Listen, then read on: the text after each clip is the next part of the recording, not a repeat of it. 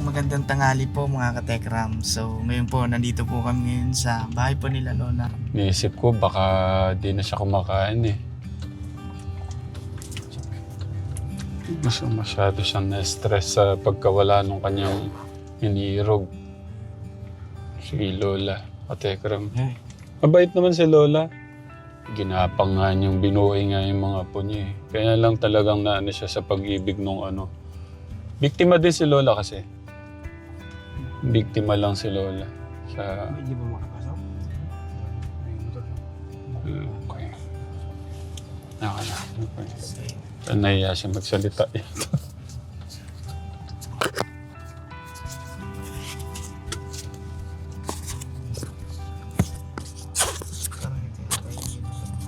Uniform?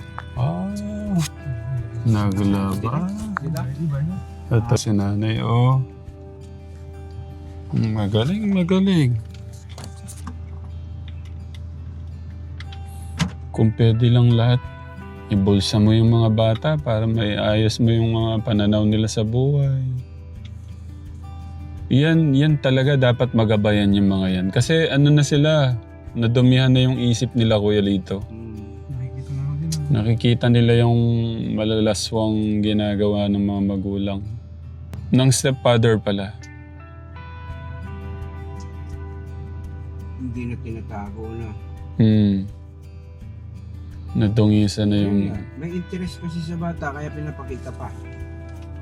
Siguro may ganung ano. May interest kaya hindi nila tinatago yung gano'n. Akin na sana para mabugbog ko yung stepfather. Asan ba? Asa may nila nun, tatlo. Alam niyo. Wala pa.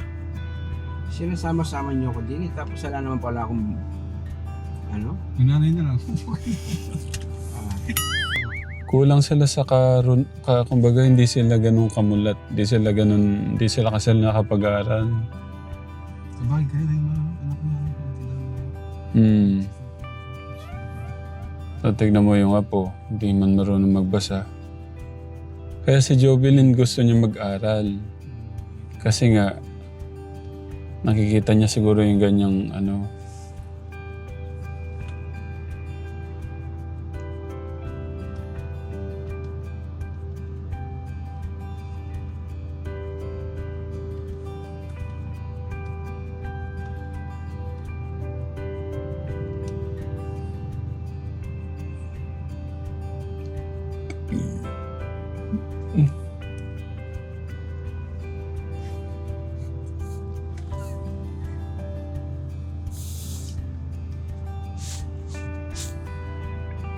Sumisilip ba?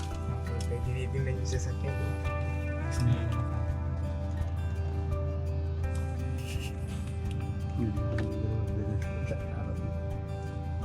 Yan yung kailangan nila ng ano, gabay talaga yung mga bata na yun.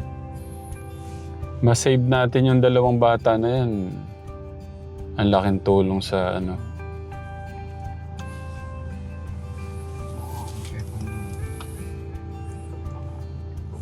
Let's go.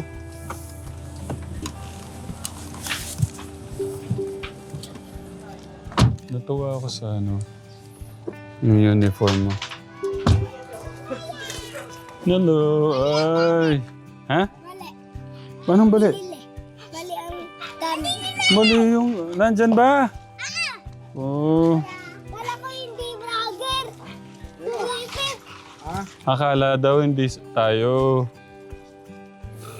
Kumusta? Sa'yo. Ha?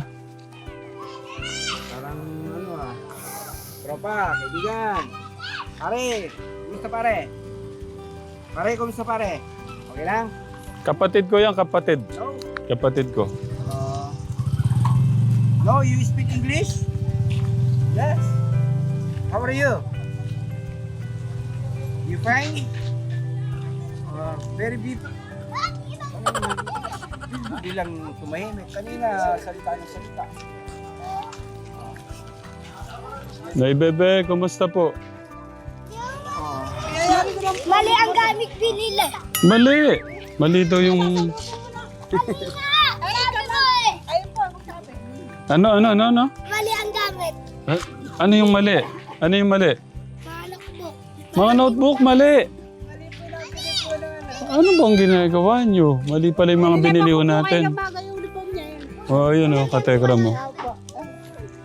Tinabang ko pa baka matuloy na pasok lunis Hindi pa ulat nag-aaral nakaralan. Kasama ko po yung kapatid ko. Si Kuya Lito po. Anong grade na po yun? Grade 1. Ah? Grade 12 po. Nagkaalam po daw ng last year yan? Kinder po. Kinder. Kaya yari lang po ng kinder po ng ano. Oh, nasa po si Lola? Kumusta po si Lola? Tinda po ngayon eh. Tatlong araw, 4 na araw na po ngayon titinda. 4 na araw. Sinama ko yung kapatid ko kasi nung isang araw, sabi niyo may tumutulo dyan. Tumutulong po rin kami, nababasa po yung mga damit po ng nilabang ko. Inaano ko Kuya Lito, ano yung pwede nating kasi nag-isip naman, hindi, yung lang, tumutulo. Hindi, may tataas. Epoxy lang kailangan. Epoxy, oo. Parang tulad po kay nanay. Niya, Oo. maaba lang po, tapos may kabiyak po kalahati. May lagay ng damit, lagayan po. Oh, tara po, tara. Okay, mauna muna si nanay. Kuya Lito, mauna. Hindi na po ano na natin. Oh, may asa pa din. Oh, sige, tara, pasok tayo doon. Nando si... Makita yung napapanood ko. Hindi po, diretso po kayo sa inyo po yan. ito yung Kayo na muna kasi masikip. Oh, Kuya Martin, doon muna kayo. Masikip. Hindi po, sinipin niyo po makita niyo. Oh. Ito pala yung bahay nila. Po. Saan? Sa mall? Sa mall? Saan? Di bali ate, may tanong lang po ako. Yung stepfather, yung yung asawa mong bago, di dyan kayo natutulog. Kasama po yung anak niyo, Jabilin.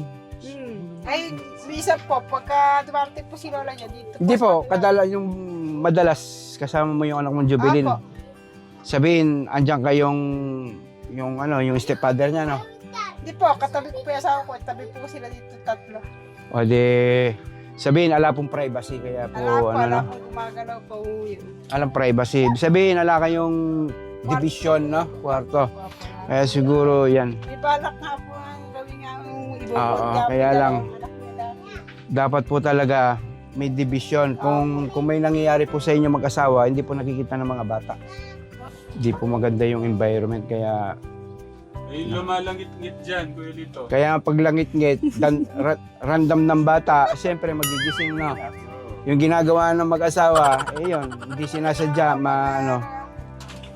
Ang mahirap kasi sa kanila yung lahat sila magkakasama. Alaman lang division, alaman lang nakabukod separate yung mag-asawa at saka sa mga anak.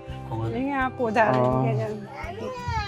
Kung ano yung mga nagaganap, pati yung Siyempre, hindi wala silang privacy. Yung tumutulo pala na sa'yo. Na? Yung tumutulo po. Gaano po ba kalakas yung tumutulo? Hanggang dito po sa igaan po, sa may banig po. Kumakatas. Opo, Gaano po kalakas? basa po yung Gaano po kalakas? Hindi, pati na. Malakas din po. Hindi, Ay, ituloy nyo tignan nga po din ninyo. ito. Yung tumutulo nyo. Diyan po sa hiniga po, sa pesto po ng Saan po? Saan po? tulugan. Yan po, may mga una na yan. Hindi, mag-get Tsaka po po yung kayo. mga plastic na po yan. Mag-get po kayo, tapos ituro nyo po sa akin natin. Dito po. Okay. Tsaka po dito yung mga plastic po yan. Tagal na po kasi ito eh. Ang wala namang butas din eh. Hindi po, di po. Di na ibig sabihin, tumutulong pa ganon. Mhm. Ay, kayo, Kasi, baliktad, no? Ginawa lang Hindi, po okay ni lang. Yamang yan eh. okay lang pag gano'n naman siya eh. Kaya lang baka lumulok Parang na dito. di po kasi. Po, yan. Oo. Tagal na po kasi sa Ignere. Oo. Pupuri-pura yun, nandun po sa kabila. Lilipat lang po yung sa Ignere. Hindi po bago rin sa Ignere. Baka bumaba na yung libi niya. Ito, umano na Opo. kasi ito. Gumano na din eh. Kailan tatayo? Dahil nga po, eri nga po. Diretso po kasi ito eh, nakatira kami. Pwede na ho kayong din eh. Pwede na kayong, pagka ito nagtuloy-tuloy, baksak din sa kanal yan. Diretso na nga po sa patubig. Oo. Oh. Kaya pala nagpantay siya kasi bumaba na yung aligi niya. Ay no? Oo. O sige. Kailan ho kayo bumisita kay tatay? Kailan po siya malilipat sa ano? Hindi po alam pa eh. Wala pa po sinasabi yung pulis po. Kailan po yung huling bisita niyo doon? Isang araw po pumunta po. Nagpadala po lang siyang bihisan po damit tsaka patalon. Bumiling lang po siya kahapon. Ano pong hiling niya? Yun nga po, kumuha po ako ng damit, dinala ko po sa kanya. Humiling po sa inyo ng damit. Ano pong balita? Ala naman po. Hindi ko siya galit sa akin, ha? Hindi pa. Linilinan ko lang kasi dahil sa akin nalaman yung mga ginagawa niyang ano. Wala Pero po nasave siya. sinasabi. Pero nasave siya kasi hindi niya napagpatuloy yung kasamang ginagawa niya. May panahon siya makapagbalik kay God, makapagsisi. So, ilang libong hollow blocks yung kailangan? Wish. Mga 3-5. 3-5. 12 floor ata eh. Ilang bulkasil lang kailangan? Bulkasil po, hindi hollow blocks. Wala lang po kayo. Didisyon eh. Kasi lang din. Lahat na po kasi yan eh. Sirara po eh. Tumutuloy po yung kung elababo eh. Sa bagay, pwede naman nating gawin yung sa harap para hindi masyadong malamig no?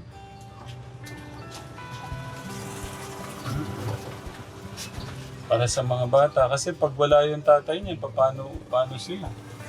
Ay? Kasi habang buhay na yata doon yun. Hindi po natin alam.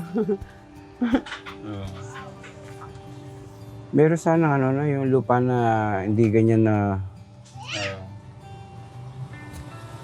Ba't di na lang dito kay Lola? Hindi ako po dyan. Bakit po? Nauna po ako kung nagbahay po kay nanay eh. Wala pa po si nanay dyan. Wala po sa likod. Nag-iisa lang po ako rin eh. Dati po. Kami po Tapos nauna po. nasingit dito. Tira-tira po si Nanay Inga. Kay Mario. Umalis puro sa kay Talit. Doon po kasi dati umahango ng isda. Nakakaya puro sa may kapilya. Bunga nga raw po kasi ni nanay, maingay. Maingay. Inalis po siya doon. Pinalis mo ulit, manap na raw po tirahan. Po, dito po lumipat. Kilpkup naman namin po. Kayo pa lang kumupkop. Akala ko siya po nagpagawa nito sa parang... Oo nga po, siya nga nagpagawa ng bahay. Siya nga ang gastos po sa kay Tsaka po Badong po, kay Badong po. Buso Tsaka po po namin. Tsaka po Ay, hindi po. Wala po siyang gastos si nanay dyan. Ito lang. Opo. Kuya po, tignan mo nga yung bigas at saka yung para alam natin yung groceries. Wala na akong grocery. Wala na. Yung bigas po. Sa balde na lang po yung sinasay ko. Di ba tatlong bigas? Batang lo? Hindi, pinakonti-konti ko kung dinadala dun sa kay Jolene yung isang sako kasi. Nakikita rin binangko, baka mag-iram po kasi. Ako na yung nagsasabi. Alam kasi sinasayang yung mga kapatid po ni AJ. Doon di po kumakain, baka mag-iram po kay Jolene ng bigas. Ganyan lang daw po sasayang nila. Sabi ko, kuha ka na lang anak 5 kilo rin ibigyan kita. May pagkain lang. Lalo lang po inaano sa akin.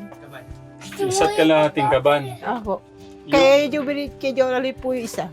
Yung anong natitira sa groceries? Meron pa. Wala. Wala na po, naubos na po yung grocery. Ano pong inulam nila kanina? Iklog po, na lang po natitira iklog. Itlog. Ano Pakita mo. Meron po. Yung tinatago-tago niya. Wala kayong mga nakabox, no? Wala na po.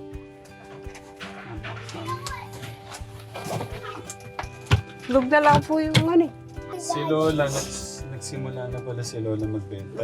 yung pong dumating po kayo dito, tinda po ng makalawa. Kinabukasan. Galing ni Lola talaga, no?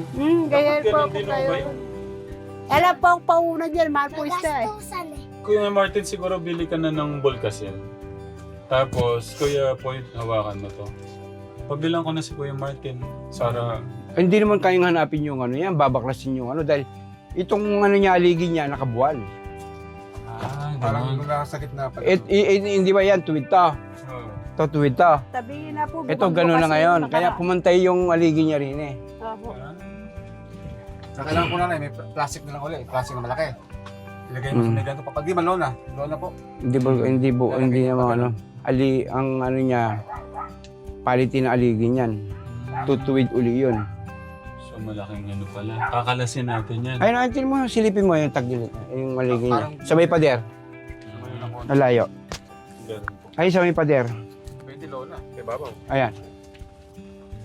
Ayan, ito. Tumano na. Oo nga, no? Kaya dapat niyan kasi magkakalibi yan kung... Ayan po. Kaya pumatay na sa may yero, kaya dito na ang baksak ng tubig. Ayan, ganito lang sila katekram. Pero kung may ano naman to, kung may ahas naman, iniisip ko din yung ahas eh. No? Pero sa bagay, may aso sa baba. Pero hindi naman siguro mag-aano yung ahas dito. Pero may katekram, may napanood po kasi ako, pumasok yung ahas sa tulugan ng mga bata tapos kinagat. Ala na, Oo. pagkagising. Yung ano. Buti, Kuya Lito. Ha? Buti hindi siya bumibigay pabagsak doon eh, no? Oo, may nakakapit pang iba. Yung yero na lang yata yung nagdadala eh. Oo. Dahil may nakapakong gano'n sa taas eh. Sa yero, no? Ay, ito pala. Ito ang tatanungin ko. Saan yung tumutulo? Dito. Gano'ng kalakas yung tulo? Pagka may tumutulo, anong ginagawa niyo pag natutulog? Paupo. Paupo? Anong pagka may tumutulo? Hindi po sila dito sa may... Dito, usog dito. Kung may bibili sa mga anak mo na tute, bebenta mo. Benta mo ako 200. Ay, Ah, Magkano, kuya? 200, 500 na, sige. Ano, babayaran ko na si mama mo? 500?